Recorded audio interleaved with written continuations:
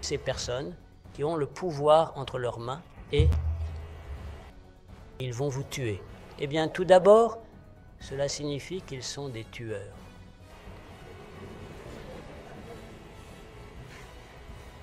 Mais ma réponse pour eux est, il vient et dit, nous allons vous sanctionner. Pourquoi? Allez, au diable. Allez, juste au diable.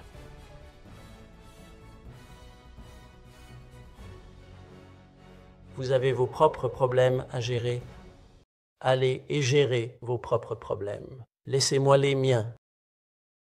Lors de la cérémonie de Kwibuka 31, le président Paul Kagame a mis en lumière les défis auxquels le Rwanda est confronté concernant les perceptions et interventions extérieures. Il a exprimé des préoccupations sur la manière dont certains groupes internationaux abordent les affaires internes du pays. Le président Kagame a critiqué l'attitude de certains groupes d'experts internationaux qui prétendent comprendre la situation rwandaise mieux que les Rwandais eux-mêmes. Il a souligné le cynisme de ces groupes, souvent liés à des intérêts historiques, qui transforment des tragédies humaines, comme le génocide, en simples questions économiques liées aux ressources minières. Il a remis en question la légitimité de ces allégations, rappelant que le génocide de 1994 n'était pas motivé par des minerais et que si le Rwanda profitait réellement de ses ressources, il n'aurait pas besoin d'aide financière extérieure. Face aux menaces de sanctions et aux critiques internationales, le président a adopté une position ferme, affirmant que le Rwanda doit vivre selon ses propres termes et ne pas se laisser dicter sa conduite par des puissances étrangères. Il a encouragé les Rwandais à adopter une mentalité de résilience et de détermination, suggérant qu'il vaut mieux lutter pour ses convictions que de vivre dans la soumission. Le président Kagame a exhorté les Rwandais à ne pas être définis par leur passé tragique, mais à utiliser cette histoire comme une source de force pour façonner leur propre destin. Il a souligné l'importance de l'unité, du travail acharné et de la persévérance pour surmonter les défis, insistant sur le fait que le Rwanda doit trouver des solutions en son sein et rester maître de son avenir. En conclusion, le président Paul Kagame évoque les avertissements qu'il a reçus concernant sa prise de parole, franche et critique, envers certaines puissances influentes. Des individus l'ont mis en garde en lui disant que son discours audacieux pourrait provoquer des représailles de la part de ces entités puissantes, voire mettre sa vie en danger.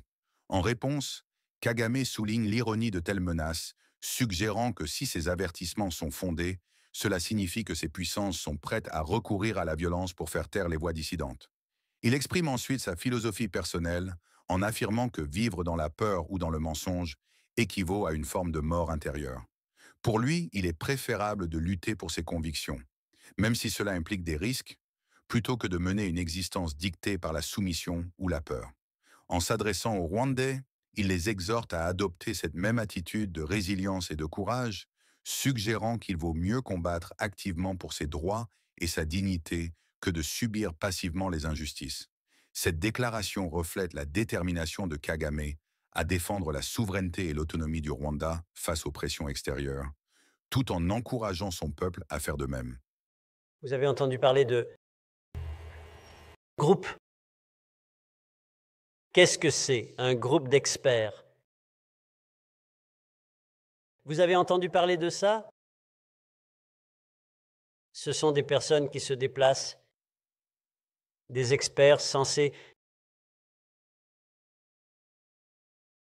mieux connaître notre situation que nous-mêmes. Pouvez-vous, tu imagines? Et ceux qui dirigent ces groupes sont les mêmes personnes liées à cette histoire dont je parle. Tous ces hommes d'affaires dont je parlais. Pouvez-vous imaginer le cynisme?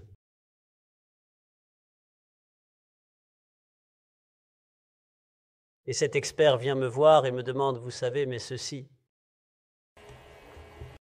Donc toute cette histoire de génocide, cette idéologie qui a tué des millions de personnes, a été transformée en un problème de minerais.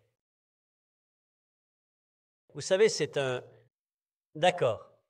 Imaginons que c'est maintenant un problème de minerai. Était-ce un problème de minerai en 1994? Pour quel minerai nous battions-nous ici? Imaginez juste. Quel minerai?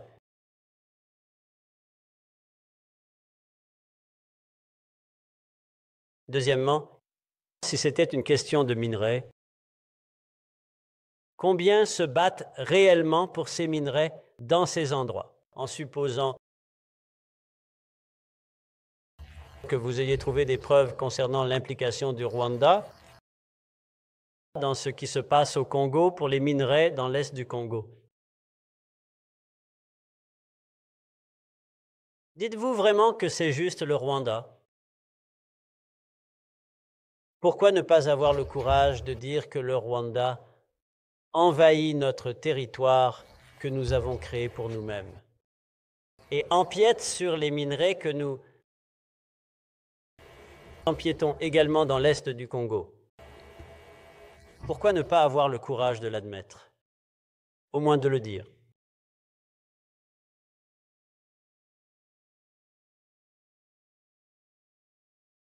Les minerais? Si, quelles sont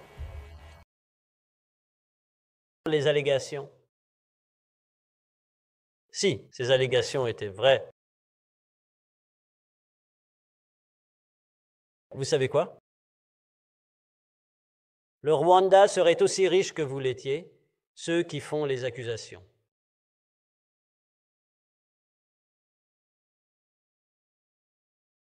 En fait, nous n'aurions pas du tout besoin de votre argent.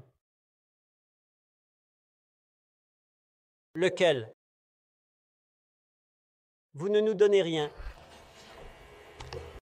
Et vous venez nous frapper pour tout. Je veux dire, absolument, certainement. Oui, c'est le monde entre le passé sombre et le présent cruel. J'ai aussi eu des gens qui sont venus me voir et m'ont averti en disant « Président, vous savez, vous êtes trop vocal, vous dites des choses qui défient ces personnes qui ont le pouvoir entre leurs mains et ils vont vous tuer. » Eh bien, tout d'abord, cela signifie qu'ils sont des tueurs.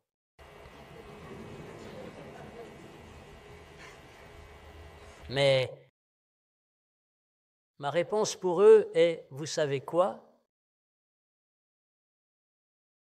Si je devais être là pour simplement accepter que ces choses se produisent, je ne pense pas que je me considérerais comme vivant de toute façon. C'est comme si je serais déjà mort. Vivre une vie de mensonge, de prétention,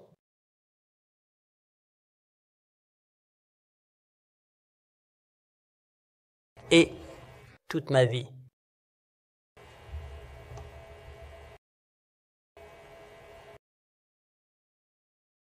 Pour quelqu'un d'autre, en réalité, je serais vraiment mort de toute façon, en fait. Pourquoi je ne meurs pas en combattant?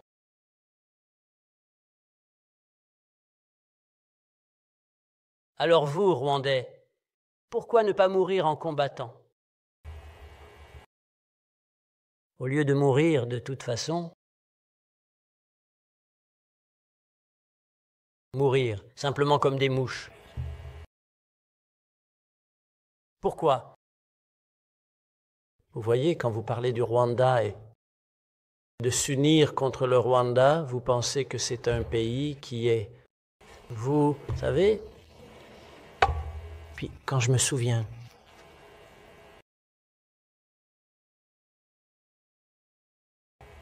des faits à ce sujet, j'imagine juste que le monde est devenu fou.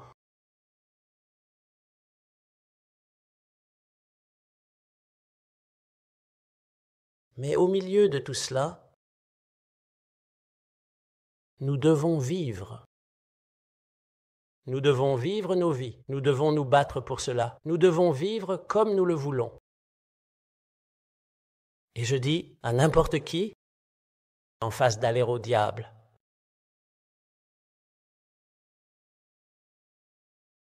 Si quelqu'un vient et pense qu'il peut, vous savez, il vient et dit, nous allons vous sanctionner. Pourquoi?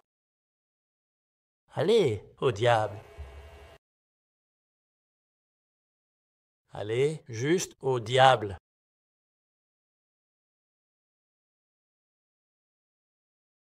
Vous avez vos propres problèmes à gérer.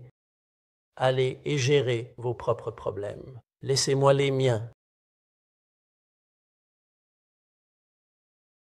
C'est l'esprit que je pense que les Rwandais doivent avoir dans leur vie quotidienne. Que pensez-vous de ce discours? Veuillez intervenir dans les commentaires. N'oubliez pas de liker, de partager la vidéo et surtout de s'abonner pour ne rien manquer. À très bientôt.